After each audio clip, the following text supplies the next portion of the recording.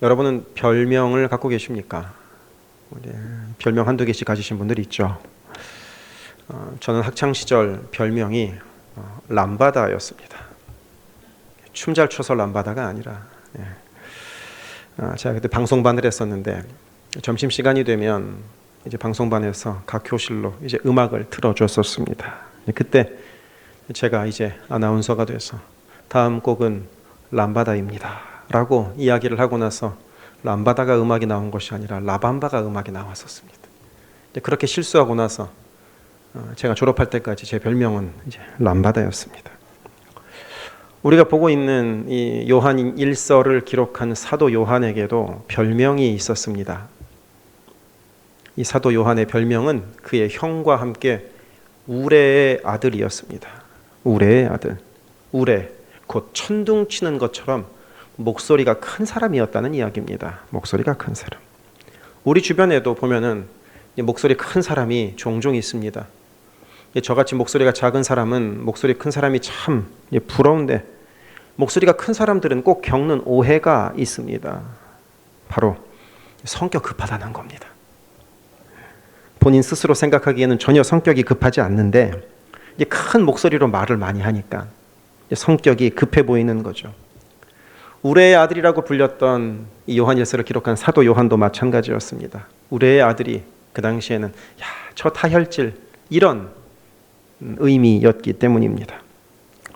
그리고 이 사도 요한에게는 우레의 아들 외에 또 하나의 별명이 있었습니다. 이 별명은 자기가 자신 스스로에게 붙인 별명인데 그 별명은 그의 사랑하시는 자입니다.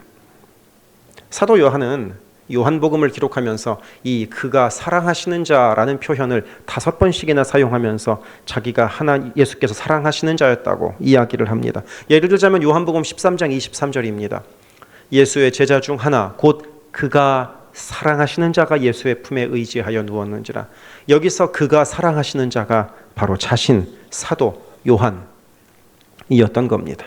요한이 자기가 예수님 가까이 있었다고 이렇게 기록해 놓은 것입니다.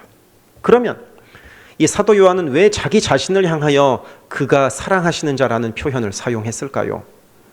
어떻게 보면 이거 사도 요한이 교만한 거 아닌가, 이런 생각이 들 수도 있습니다. 아이고, 너만 사랑받았구나, 이런 느낌으로 들릴 수 있기 때문입니다. 하지만 우리가 아는 예수님은 그렇게 편애하시는 분이 아닙니다. 모두를 공평하게 사랑하신 분이었습니다. 심지어는 자신을 팔아먹었던 가룟 유다도 사랑하신 분이 예수님 아니었습니까? 그래서 이 그의 사랑하시는 자라는 표현은 사도 요한이 하나님 예수께서 나 같은 사람도 사랑하셨군요 하는 감사의 의미로 한 표현이었던 겁니다. 다혈질이고 성질급하고 욕하기 좋아하는 그야말로 우레의 아들처럼 소리 지르며 살아온 나 자신도 예수님이 사랑해 주셨군요 하는 감사의 의미가 그의 사랑하시는 자라는 별명에 담긴 의미입니다. 우리도 생각해 보면 예수님께 사랑받을 자격 실은 별로 없습니다. 지난 일주일을 한번 생각해 보십시오. 지난 일주일 동안 과연 하나님을 몇 시간이나 생각하셨습니까? 한번 돌아보십시오. 교회 생각한 거 빼고, 교회에서 할 일 생각한 거 빼고, 교인들 생각한 거 빼고 온전히 하나님 생각 몇 시간이나 하신 것 같습니까? 많아야 몇 시간 안 될 겁니다. 저라고 별 수 없습니다. 그런데도 하나님은 우리를 사랑하십니다. 그런데도 말입니다. 그러니 얼마나 놀라운 일입니까? 이 얼마나 대단한 사랑입니까? 짝사랑도 이런 짝사랑이 없습니다. 그래서 오늘 말씀 10절은 이렇게 기록되어 있습니다. 사랑은 여기 있으니 우리가 하나님을 사랑한 것이 아니요 하나님이 우리를 사랑하사 우리 죄를 속하기 위하여 화목제로 그 아들을 보내셨습니다. 우리가 하나님 먼저 사랑한 거 아니라는 겁니다. 하나님이 먼저 우리를 사랑해 주셨습니다. 아들을 내줄 정도로 아낌없이 하나님이 먼저 우리를 사랑하셨습니다. 어느 병원에서 한 소년이 심각한 병에 걸렸습니다. 급히 수혈이 필요한 상황이었고 적합한 혈액을 찾는데 참 어려움을 겪고 있었습니다. 그러던 중에 다행히도 그 어린 소년의 6살 된 남동생이 혈액이 그 환자와 일치한다는 것을 확인하게 되었습니다. 그래서 의사와 부모는 조심스럽게 이 어린 6살짜리 동생에게 설명했습니다. 형이 많이 아파. 네가 피를 조금만 나눠주면 형이 다시 살아날 수 있어. 너는 좀 힘들겠지만 형을 위해서 피를 좀 줄 수 있겠니? 이 작은 6살짜리 동생은 조용히 생각하다가 고개를 끄덕였습니다. 예, 형을 살릴 수 있다면 제 피를 주세요. 그래가지고 의료진은 수혈을 준비하고 그 두 형제가 누워 있습니다. 어린아이의 몸에 바늘을 찔러서 피가 나와서 그 환자에게로 피가 공급되도록 해놓았습니다. 그렇게 수혈이 시작된 지 얼마 지나지 않아서 그 동생이 조용히 의사에게 물었습니다. 선생님, 전 언제 죽어요?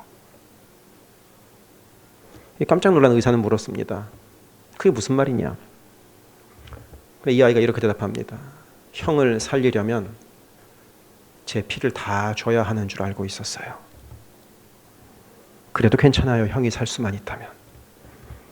그 아이는 자신의 피 조금 나눠준 게 아니라 자신의 모든 생명을 내줘야 형이 살 수 있다고 생각했고, 그래도 그것을 기꺼이 감수했던 겁니다. 우리 주님은 이보다 더한 사랑으로 우리를 사랑하셨습니다. 그렇게 분에 넘치는 사랑을 우리가 받았음에도 불구하고 때로는 우리가 하나님의 사랑을 의심할 때도 있고, 때로는 우리가 받은 것에 만족하지 못하여 더 달라고 하나님한테 요구할 때가 있진 않은가 하고 생각해 봅니다. 사랑을 노래하는 성경을 꼽자면 아마도 가장 먼저 고린도전서 13장을 많이들 생각하실 겁니다. 사랑은 언제나 오래 참고로 시작되는 이 고린도전서 13장의 말씀은 노래로도 많이 불리고 있고, 그리고 가정에 가보면 이 고린도전서 13장이 액자로 걸려있는 가정도 종종 보게 됩니다. 그런데 제가 보기에는 사랑을 더 많이 그리고 더 진하게 노래하고 있는 성경은 고린도전서 13장이 아니라 오늘 읽은 이 요한일서 4장 7절부터 21절이 아닐까 싶습니다. 오늘 우리가 읽은 말씀에는 온통 사랑이란 단어가 가득가득 들어있기 때문입니다. 그래서 말씀을 준비하면서 사랑이 몇 번 나오는지 손으로 한번 세봤습니다. 헷갈려가지고 몇 번을 셌는지 모릅니다. 30번 나오더라고요. 사랑이란 단어가 말입니다. 심지어 오늘 말씀을 시작하는 7, 8절은 이런 권면으로 시작됩니다. 사랑하는 자들아, 우리가 서로 사랑하자. 사랑은 하나님께 속한 것이니 사랑하는 자마다 하나님으로부터 나서 하나님을 알고 사랑하지 아니하는 자는 하나님을 알지 못하나니 이는 하나님은 사랑이심이라. 이 7, 8절에 사랑이 몇 번 나오는지 혹시 세보셨습니까? 6번 나옵니다. 그래서 이 말씀을, 이 7, 8절 말씀을 요약하자면 사랑하라는 겁니다. 사랑하자는 겁니다. 그러면 이 요한 사도는 왜 이렇게 사랑하자고 반복하여 역설하여 말하고 있을까요? 이유는 하나입니다. 갈수록 사랑이 줄어들고 있었기 때문입니다. 잘 사랑하고 있다면, 뜨겁게 사랑하고 있다면 사랑하자라고 권면할 필요가 없겠죠. 사랑하지 않으니까 사랑하자고 권면하고 있는 것입니다. 그러면 이 요한일서가 기록될 당시에 왜 사랑이 줄어들었을까요? 시작할 때 말씀드렸듯이 사도 요한의 별명은 그가 사랑하시는 자, 또 다른 표현으로 사랑의 사도였습니다. 그만큼 사도 요한은 많은 성도들을 사랑했고 사랑을 나누어 주었습니다. 사도 요한뿐만 아닙니다. 초대교회 때 많은 그리스도인들은 뜨겁게 사랑하고 삶을 나누며 사랑했던 사람들이었습니다. 그런데 시간이 흐르며 점차 사랑이 식어져 갔던 겁니다. 그래서 이 요한일서가 기록될 당시가 초대교회로부터 대략 한 3, 40년쯤 지난 다음인데, 그렇게 겨우 한 세대가 지나자마자 교회 안에 사랑이 급격히 식어가고 있던 겁니다. 하나님을 향한 사랑도 식어가고 서로를 향한 사랑도 식어가고 있었던 겁니다. 그러니까 사랑하자고 더러 간절하게 오늘 말씀에서 역설하고 있는 것입니다. 우리도 그렇지 않습니까? 처음 예수 믿을 때 얼마나 사랑이 뜨겁습니까?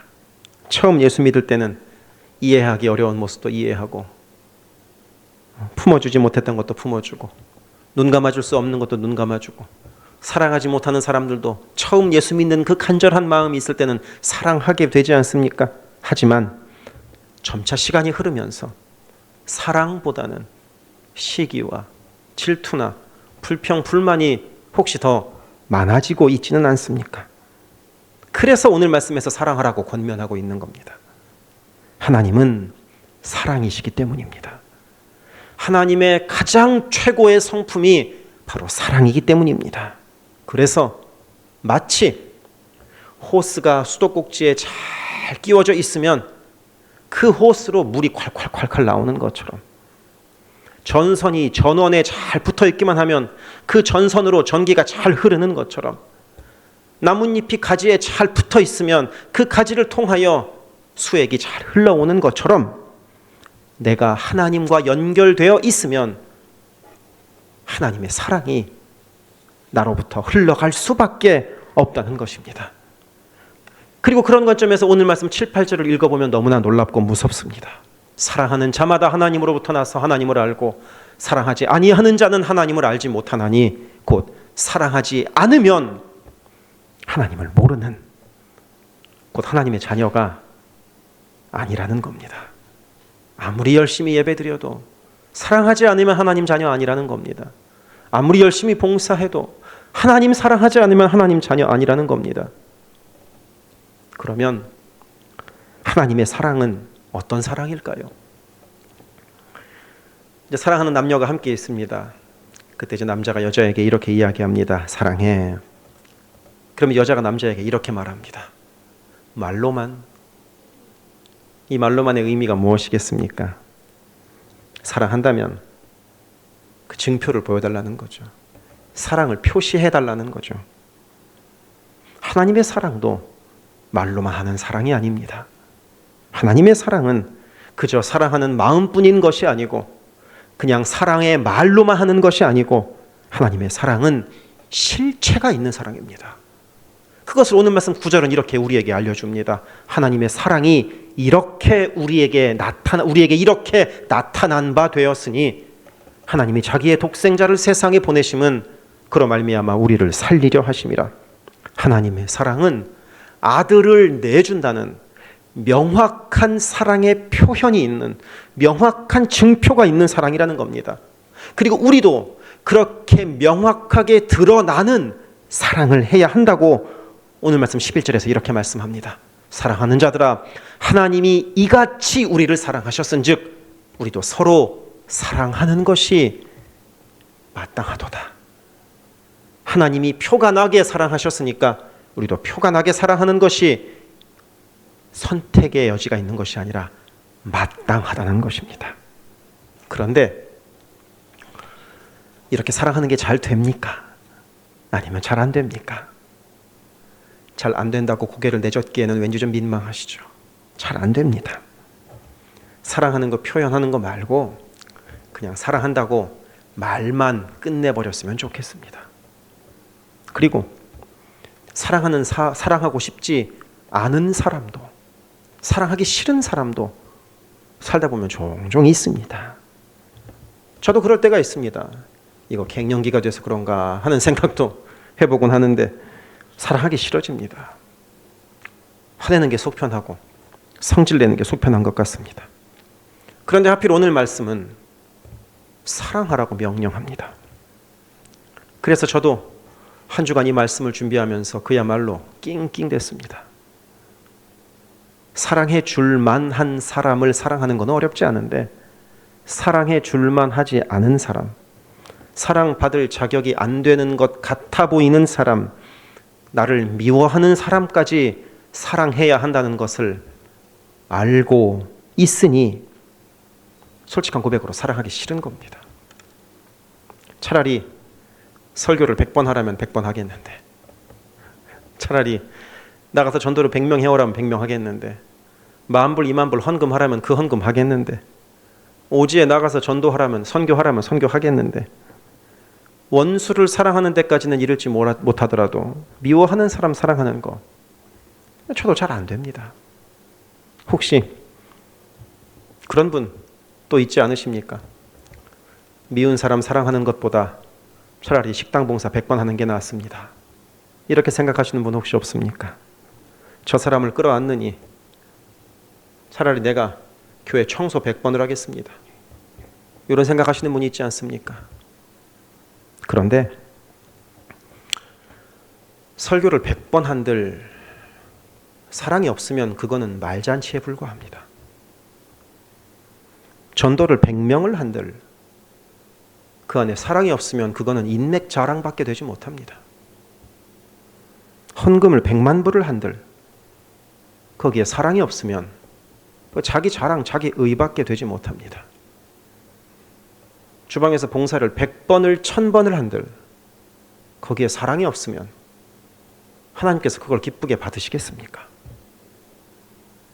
그래서 오늘 말씀 13절이 우리에게 필요합니다. 13절 함께 읽겠습니다. 시작.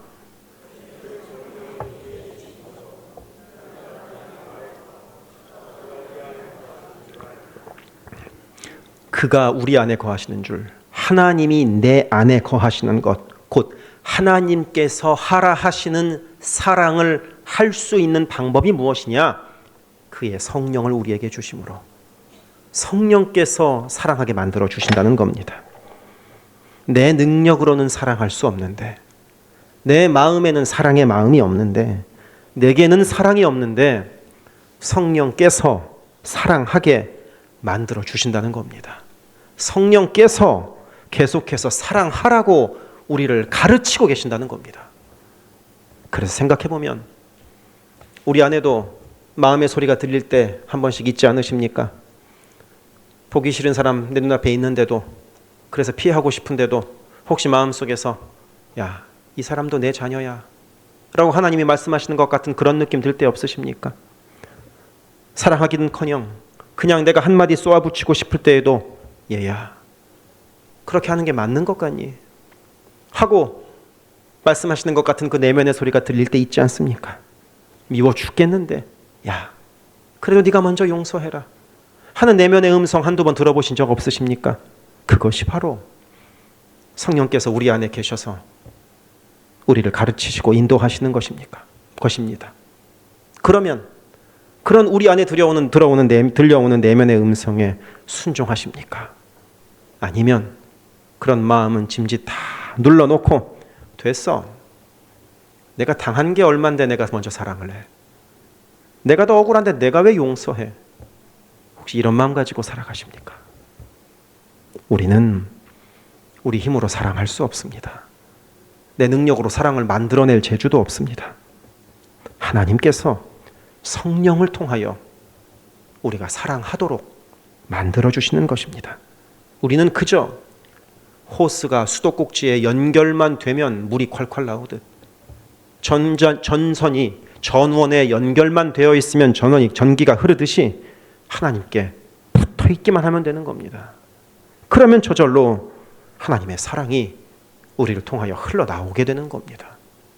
그리고 그렇게 사랑하면 무슨 일이 벌어지는가? 오늘 말씀 18절은 이렇게 말씀합니다. 사랑 안에 두려움이 없고 온전한 사랑이 두려움을 내어 쫓나니 두려움에는 형벌이 있음이라. 두려워하는 자는 사랑 안에서 온전히 이루지 못하였느니라. 사랑 안에 두려움이 없다는 것은 두려워하지 말고 자신 있게 용기 있게 네 사랑을 고백해라 이런 의미가 아니라, 사랑을 하면 심판날에도 내가 두려움이 없다는 겁니다. 내가 오늘 사랑하면 주님이 오늘 당장 우리에게 오신다고 하더라도 아무런 두려움 없이 기쁨으로 주님을 맞이할 수 있게 된다는 것입니다. 곧 우리가 서로 사랑하는 것이 주님을 기다리는 최고의 행동이고, 주 안에서 서로 사랑하는 것이 우리를 천국으로 인도하는 길이라는 의미입니다. 그래서 오늘 말씀 20절을 또 우리 한 목소리로 한번 읽어보도록 합시다. 시작. 하나님을 사랑하노라 하고 그 형제를 미워하면 보는 바 그 형제를 사랑하지 아니하는 자는 보지 못하는 바 하나님을 사랑할 수 없느니라. 코리 텐 붐이라는 이름의 네덜란드 여자가 있었습니다. 지금은 나이 들어 돌아가셨지요. 2차 세계대전 중에 이 코리텐붐의 가정은 나치 독일의 유대인 박해에 반대하여 많은 유대인들을 몰래 숨겨주었습니다. 이로 인하여 코리텐붐 가족은 독일 나치군에 의하여 발각되었고 체포되어서 독일의 라벤스비르크라는 도시의 수용소로 수용되었습니다. 그리고 그 수용소에서 온갖 고문과 고난을 견디다가 이 코리텐붐의 아버지가 돌아가시고 또 고문과 학대를 견디지 못하여 이 코리텐붐의 언니가 또 수용소에서 사망했습니다. 하지만 코리텐붐은 끝내 기적적으로 풀려나게 되었고 전쟁이 끝난 후에 이 코리텐붐은 용서와 화해를 전달하는 간증자로 전 세계 곳곳을 돌아다니면서 화해를 간증했습니다. 그러던 어느 날 이 코리텐붐이 이제 독일 한 도시에서 간증 집회가 끝난 후에 한 독일인 남성이 이 코리텐붐을 찾아왔습니다. 이렇게 말하는 겁니다. 저는 예전에 라벤스비르크 수용소에서 근무하던 경비병이었습니다. 그때 저는 죄를 많이 지었습니다. 하지만 지금은 회개했고 하나님께서 저를 용서해 주셨다고 믿습니다. 이제 사람들에게도 용서를 받고 싶습니다. 당신도 저를 용서해 주시겠습니까? 이 말을 듣는데 이 코리텐붐은 몸이 얼음처럼 얼어붙었다고 합니다. 자기 눈앞에 있는 그 간증 집회에 참여했던 그 독일 남자는 바로 자신과 자신의 언니를 고문하고 괴롭혔던 그 수용소의 군인이었기 때문입니다. 그리고 그 남자로 인하여 언니가 죽었고 자신도 수치와 고통을 엄청나게 겪었기 때문입니다.